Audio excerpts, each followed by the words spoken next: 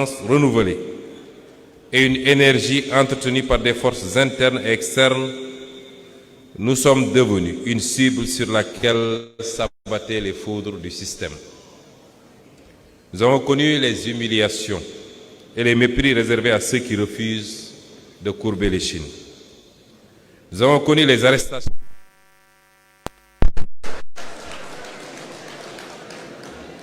Nous avons connu les arrestations, les gaz lacrymogènes, les prisons, les campagnes de diffamation et le harcèlement judiciaire. Nous avons été dissous administrativement dans l'espoir d'arrêter une dynamique devenue nationale. Les appareils judiciaires, sécuritaires et administratifs, de même que certains médias, ont été mobilisés contre une opposition que le système ne parvenait plus à contenir.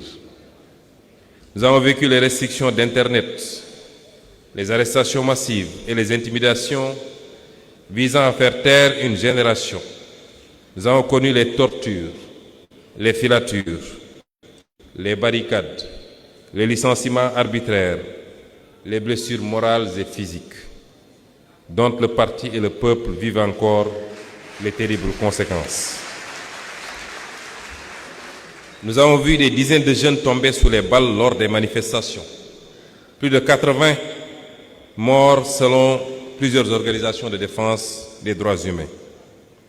Mais plus la répression s'intensifiait, plus grandissait dans le pays la conviction qu'il ne s'agissait plus d'un affrontement politique ordinaire, mais de la confrontation entre un système en crise et un peuple qui refusait désormais de reculer. Et pourtant, Pastef les Patriotes n'a pas disparu.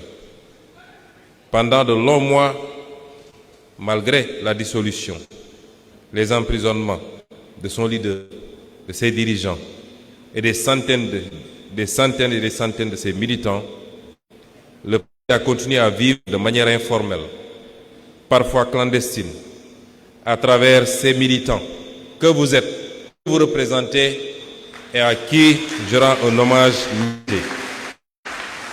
À travers ces cellules, ces réseaux et ces alliances, il a maintenu la flamme dans les quartiers, les villages, les universités, les stades, au sein de la diaspora et dans les espaces numériques.